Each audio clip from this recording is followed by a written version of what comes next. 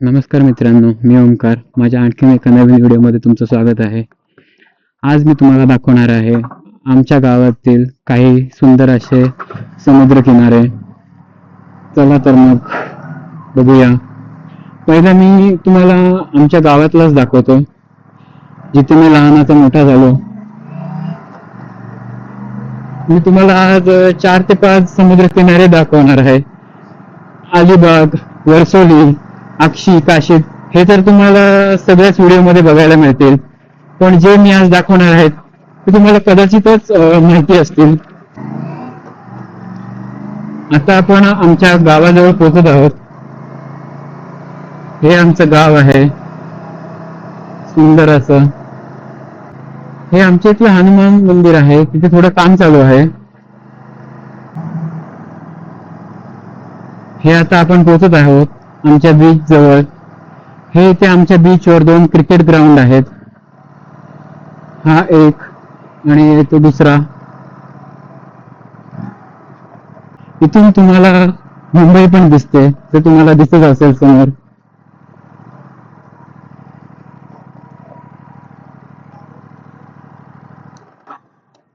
ही आहे मुंबई समोर. इथे आम्ही खूप खेळतो. मी तुम्हाला झूम करून दाखवतो. किती सुंदर आणि क्लिअर दिसत आहे मुंबई. बघा तुम्ही समोर. आता आपण जात आहोत आमच्या गावातील दुसऱ्या बीच जवळ. या बीचला डीएड कॉलेज बीच असं म्हणतात. इथे हे जे बंद पडलेली वास्तू दिसत आहे ती आधी डीएड कॉलेज होतं. अलिबागला खूप खूप सुंदर असे समुद्रकिनारे लाभलेले आहेत. त्यातीलच मी काही आज तुम्हाला दाखवणार आहे. आणि माझ्या मते कोकण किनारपट्टीसारखं सुंदर असं काही नाही. आणि आपल्या महाराष्ट्राला 720 किलोमीटर एवढी लांबीची कोकण किनारपट्टी लाभलेली आहे. इथून पण तुम्हाला समोर मुंबई दिसत असेल. हे एकदम असं सुंदर असं आमचं बीच आहे.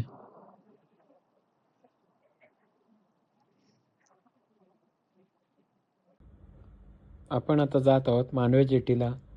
अलिबागसाठी मांडवा जेटी ही खूप महत्त्वाची जेटी आहे, कारण हजारो लोक रोज अलिबाग टू मुंबई जॉबसाठी जातात आणि इथून आपल्या बोट सुटतात मुंबई टू गेटवे.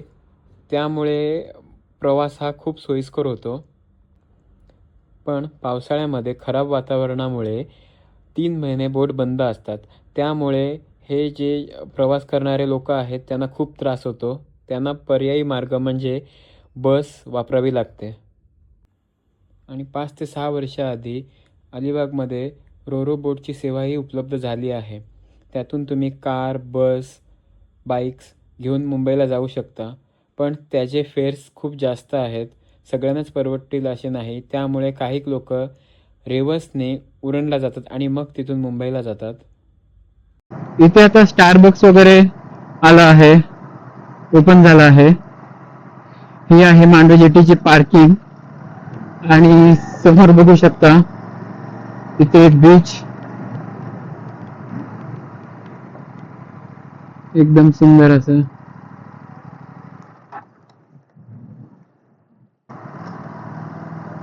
आता आपण आलो आहोत जुन्या जेटीला. इथे समोर पाहू शकता बोटीचा कारखाना आहे. इथे मच्छीमारांच्या बोटी बनवल्या जातात. ही आहे जुनी जेटी, तुम्ही बघू शकताय. पण इथे काही लोक खूप घाण करतात. दारूचे बॉटल्स वगैरे तुम्ही बघू शकता किती टाकलेले आहेत. आता हे लोकांचा पार्टी म्हणून झालेला आहे. हे बघू शकता तुम्ही समोर किती सुंदर असं दृश्य आहे. आणि समोर इथे तुम्हाला मुंबई दिसेल आणि ह्या साईडला तुम्हाला उरण दिसेल. ते उरण आहे. आणि तिथे पाहू शकता आता नवीन येणारा उरण अलिबाग मार्ग तिथे होत आहे. आणि तिथे समोर बघितलं तर तिथे एक मातेचं मंदिर आहे, टाकादेवी मंदिर. आणि खूप सारे लोक इथे दर्शनासाठी येतात आणि खूप असे सिद्ध असं देवस्थान आहे.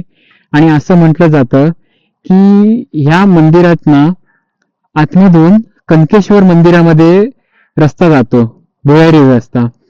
आणि असं म्हटलं जातं की शिवाजी महाराज त्या रस्त्याचा उपयोग करायचे. आता आपण चाललो आहोत सारळ बीच जवळ.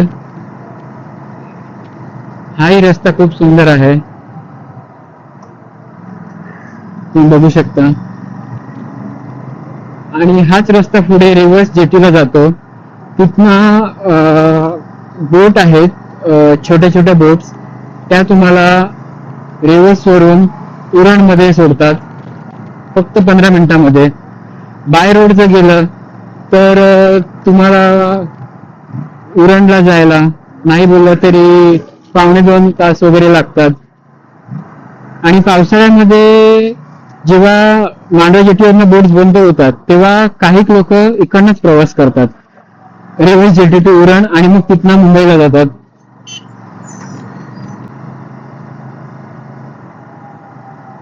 हे आता आपण पोहोचलो आहोत सारळ बीचला. समोर बघू शकता, तिथे समोर उरण दिसत आहे आणि हा बीच. आणि हे तुम्हाला या साईडला बोन्नी हे गाव दिसत आहे आणि समोर इथनही मुंबई दिसते.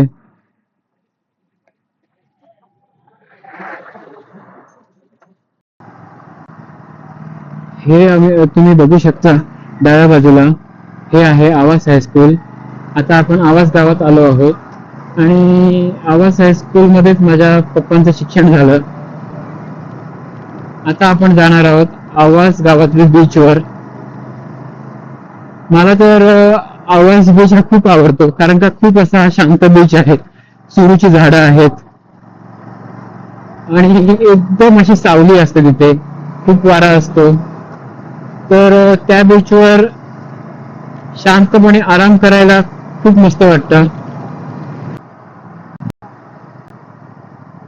हे आता आपण पोहोचलो आहोत आवास बीचवर. खूप असं शांत बीच आहे, तुम्ही बघू शकता. आणि ते खूप अशी सुंदर झाडं आहेत.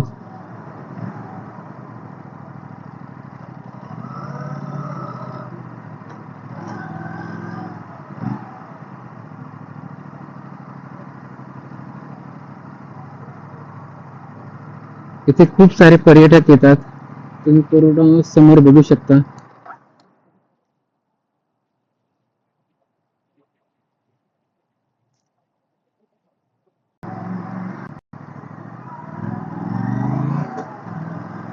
आता आपण पोहोचलेलो आहोत घरी. जर तुम्हाला हा ब्लॉग आवडला असेल तर नक्की लाईक करा, कमेंट करा, शेअर करा आणि सबस्क्राईब नक्की करा. आणि आमच्या सासवणे गावाला नक्की भेट द्या. आणि आपण आता भेटूया पुढच्या व्हिडिओमध्ये. तोपर्यंत नमस्कार. Down to the baseline.